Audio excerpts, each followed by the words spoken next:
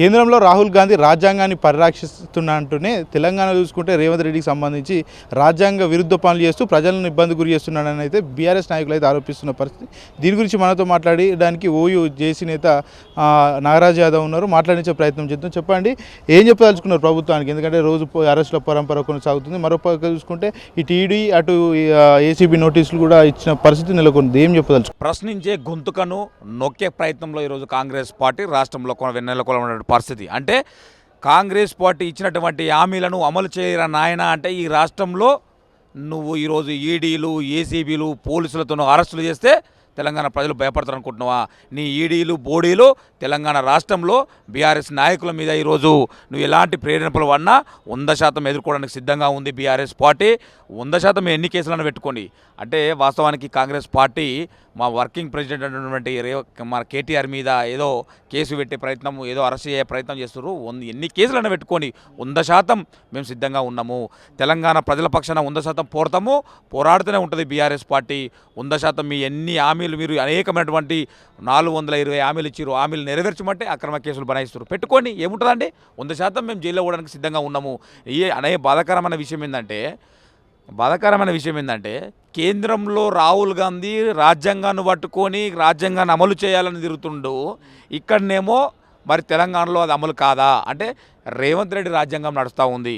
ఇప్పుడు ఏసీబీ కార్యాలయానికి సంబంధించిన అక్యూజర్ అయినటువంటి మన కేటీఆర్ అనే లాయర్లు పోదా అండి? అంటే న్యాయ వ్యవస్థనే ఈరోజు నువ్వు బదనాం చేసే కుట్రలో ఈరోజు రేవంత్ రెడ్డి సర్కార్ నడుస్తుందంటే ఇది ఎంత ఆందర్యము. అంటే రేవంత్ రెడ్డి రాజ్యాంగము పోలీసులు కూడా కాంగ్రెస్ కార్యకర్తలుగా వివరించి ఈరోజు ఈడీలు ఏసీబీలు కాంగ్రెస్ జేబు సంస్థలుగా పనిచేస్తూ ఉన్నాయి ఈ తెలంగాణ రాష్ట్రంలో. తెలంగాణ ప్రజలు గమనిస్తూ ఉన్నారు. 100% కేటీఆర్కి అండగా ఉంటుంది. ఎన్ని కేసులు పెట్టుకోవడానికి 100% అరెస్ట్ చేస్తారు. ఏదో ఒక కేసు ఇరికించి బనాయించి 100% అరెస్ట్ చేయడానికి కాంగ్రెస్ పార్టీ సిద్ధమైంది. 100% అరెస్ట్ చేసుకొని 100% తెలంగాణ ప్రజల తరపున నువ్వు అరెస్టులతోని మేము మా యొక్క పోరాటం ఆగుతుందంటే నీ యొక్క భ్రమనే. అంటే ఫార్ములా ఈకి సంబంధించి 55 కోట్ల స్కామ్ చేసిన కేటీఆర్ అందుకే నోటీసులు పంపించుడని ప్రభుత్వం చెప్తుంది. నిజమంటారా? ఏం చెప్తారు దీని మీద? అన్నా నేను ఒకటే అడుగుతున్నా, అది ప్రభుత్వ పాలసీ, కేటీఆర్ పాలసీ కాదండి. ఒక ప్రభుత్వ పాలసీ. ప్రభుత్వంలో ఆనాటి ప్రభుత్వంలో ఐటీ శాఖ మంత్రిగా ఉన్నటువంటి మంత్రికి సిగ్నేచర్ పెట్టినావు. ఇప్పుడు ప్రభుత్వంలో మీరే ఉన్నారు, సంబంధించిన పేపర్లు ఉన్నాయి. అది ఆడ ఏం జరగలేదండి. అవినీతి లేదు, మన్ను లేదు, మశానం లేదు. బాజాప్తగా ఆ సంస్థ చెప్తుంది మేము తీసుకున్నాము, వాస్తవమే, ఇచ్చింది వాస్తవమే. ఆడ ఏం జరిగింది? అవినీతి జరిగింది. వాళ్ళు ఒకలే కంకణం కట్టుకున్నారు. ఎటువెట్టి ప్రభుత్వం మీద పోరాడుతున్నటువంటి కేటీఆర్ కావచ్చు, హరీష్ అన్న కావచ్చు, ఈరోజు అనేకమైనటువంటి బీఆర్ఎస్ సంబంధించినటువంటి నాయకులు కావచ్చు పోరాడుతున్నారు కాబట్టి అడుగున అడ్డుకుంటారు కాబట్టి వాళ్ళకు చాలా బాధాకరం. అంటే అడ్డుకుంటారు కాబట్టి ఆ యొక్క అడ్డుకున్న క్రమంలో ఇలా అక్రమ అరెస్టులు చేస్తున్నారు తప్ప ఇలా ఏం లేదు, మన్ను లేదు, మశానం లేదు, అవినీతి లేదు, ఏది లేదని ఈ సందర్భంగా తెలియజేస్తున్నా. ఎన్నికల సమయంలో చట్ట విరుద్ధంగా ఉల్లంఘించి 55 కోట్లు ఏదైతే ఈ ఫార్ములకు ట్రాన్స్ఫర్ చేసిరని కూడా మరొక కోణంలో కూడా చెప్తున్న పరిస్థితి. దీనికి మీరేం సమాధానం ఇస్తారు? ఒకటే అన్నా, తెలంగాణ యొక్క హైదరాబాద్ బ్రాండ్ ఇమేజ్ను ప్రపంచవ్యాప్తంగా చేయాలని ఈ కార్ రేసును మన రాష్ట్రాన్ని తీసుకొచ్చిన ఘనత కేటీఆర్ది. దానివల్ల దాదాపు 700 కోట్ల రూపాయలు తెలంగాణ రాష్ట్రానికి హైదరాబాద్కు ఒక ఇండైరెక్ట్గా డైరెక్ట్గా కావచ్చు దాన్ని వచ్చింది. అంటే వీళ్ళు 55 కోట్లు ఏదో చెల్లింపులు ఇవన్నీ మన్ను లేదు, మశానం లేదు. వాళ్ళు పెట్టాలనుకుంటారు, పెట్టండి. ఇదన్నీ ఉత్తముచ్చట్లు. ఇవన్నీ ఆడ అవినీతి లేదు, మన్ను లేదు, మశానం లేదు. వీళ్ళు కావాలని కాంగ్రెస్ పార్టీ వీళ్ళు ఇచ్చినటువంటి హామీలు అమలు చేయమని లఘుచర్ల విషయం కావచ్చు, మొన్న గురుకుల విషయం కావచ్చు, అడుగడుగున కాంగ్రెస్ పార్టీ యొక్క వైఫల్యాలను ఎండగడుతుంది బీఆర్ఎస్ పార్టీ. కేటీఆర్ కావచ్చు, హరీష్ అన్న కావచ్చు. అందులో భాగంగానే ఈ అక్రమ అరెస్టులు ఇవన్నీ. ఏది లేదన్నా, ఈ కార్ రేసు అవినీతి జరిగింది, ఏదో చెల్లింపులు ఇవన్నీ అది బాజాప్తగా జరిగింది కదా.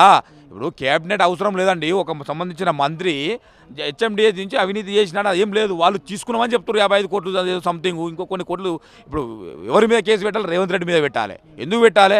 ఆ యొక్క సంస్థ ఈ కార్ రేస్ సంబంధించి ఏదైందో సంస్థ వాళ్ళు డైరెక్ట్ తీసుకున్నామని చెప్తున్నారు. వీళ్ళు ఇవ్వలేదు కాబట్టి, ఆ ఒప్పందంలో ఇవ్వలేదు కాబట్టి వాళ్ళు రద్దు చేసుకున్నామని చెప్తున్నారు. వీళ్ళు ఇవ్వాలి కదా. నెక్స్ట్ గవర్నమెంట్ ప్రభుత్వ పాలసీ అన్నప్పుడు గవర్నమెంట్లు శాశ్వతం కదా. ఈరోజు ఇంకో గవర్నమెంట్ వస్తుంది, రేపు ఇంకో గవర్నమెంట్ వస్తుంది. అది ప్రభుత్వ పాలసీ. నీ దగ్గర ఏం దొరికిందో చూపి అది బాధ్యతగా. ఇప్పుడు నువ్వు అడ్వకేట్లు వస్తే నువ్వు లోపల కోసం నీకే అంతరమైంది అంటే అనేకమైనటువంటి కేసులు బనాయించి ఇంకో 2-3 సెక్షన్లు పెట్టి ఇంకో ఏదో పెట్టి ఏదో పేపర్లు పెట్టి అవినీతి పేపర్లు పెట్టి ఆయన అక్రమంగా అరెస్ట్ చేసే కుట్రలో ఈరోజు తెలంగాణ సమాజం కాబట్టి కలుస్తుంది. తెలంగాణ సమాజంగా ఉప్పునీరిన సమాజం 100% కేటీఆర్ అరెస్ట్ను మీరు ఎన్ని చేసినా 100% పోరాడడానికి సిద్ధంగా ఉన్నాం. రైతు భరోసాకు సంబంధించి 17,000 ఇస్తామని 12,000 ఇస్తున్నారు. దాని మీద రైతుల్లో వ్యతిరేకత వస్తుందని టాపిక్ డైవర్షన్లో భాగంగా కేటీఆర్ అరెస్ట్ చేస్తున్నారు అంటున్నారు. ఇది నిజమే అనుకోవచ్చా? 100% రేవంత్ రెడ్డి అధికారంలోకి వచ్చినంతే డైవర్టిక్ పాలిటిక్స్ చేస్తుండు. ఆనాడు ఏం చేసిండు రేవంత్ రెడ్డి ఈ యొక్క అప్పుడు యాసంగి రైతు బంధు కోసం అప్పుడు ఏది మన నాగార్జునది ఎన్కన్వెన్షన్ కూడా కొట్టిండు, దాన్ని సైడ్ ట్రాక్ చేసిండు.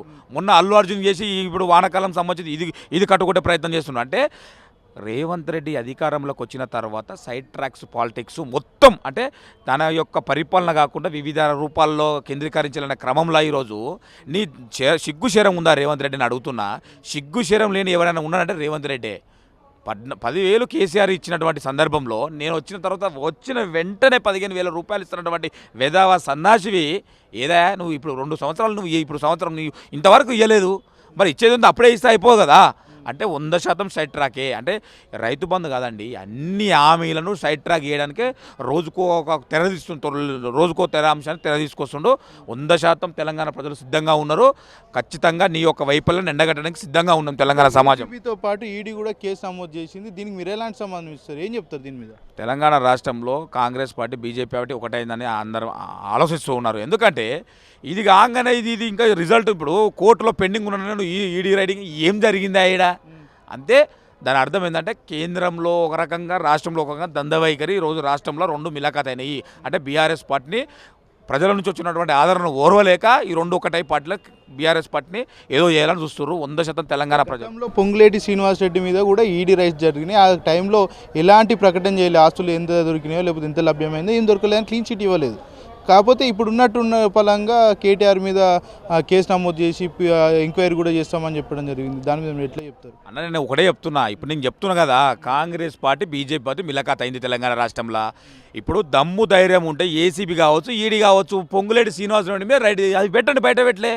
రేవంత్ రెడ్డి పోయి మిలకాత్ చేసి కాంగ్రెస్ పార్టీ ఏదో ఒప్పందం జరిగింది అదానికి ఇదాని విషయంలో 100% చెప్తున్నా. మీకు మీరే అంటుర్రు ఇప్పుడు బీఆర్ఎస్ పార్టీని వాళ్ళు ఎదుర్కోలేక ప్రజల నుంచి వచ్చినటువంటి ఆదరణ ఎదుర్కోలేక ఇప్పటికిప్పుడు ఎలక్షన్లు పెట్టిన బీఆర్ఎస్ పార్టీ స్థానిక సంస్థలు కూడా పెడతలేరు. వేదవాళ్ళు వీళ్ళు పెడితే బీఆర్ఎస్ పార్టీ కైవసం చేసుకుంటుందని 100% మేము ఇది అంతా ఈ మిలకాత్ అయినలో భాగంగా కాబట్టి ఏమొచ్చినా 100% సిద్ధంగా ఉన్నాం. ఏది ఎదుర్కోవడానికి బీఆర్ఎస్ పార్టీ కార్యకర్తగా 100% సిద్ధంగా ఉన్నాం. అంటే కేసులకు భయపడే ఆలోచన ఏమన్నా ఉంటుందా మరి బీఆర్ఎస్ నాయకులు కావచ్చు, కార్యకర్తలు? ఆనాడు టీఆర్ఎస్ పార్టీలో కేసులు కొత్త కాదు. ఈనాడు బీఆర్ఎస్ పార్టీలో తెలంగాణ ఉద్యమం 100 కేసులు అనుభవించినటువంటి హరీష్ అన్న కావచ్చు, కేటీఆర్ కావచ్చు, 100 రోజులు జైల్లో ఉన్నటువంటి చరిత్ర. కేసులు కొత్త కాదు. తెలంగాణ సమాజం కోసము దేనికైనా సిద్ధంగా ఉండడానికి బీఆర్ఎస్ పార్టీ 100% సిద్ధంగా ఉంది.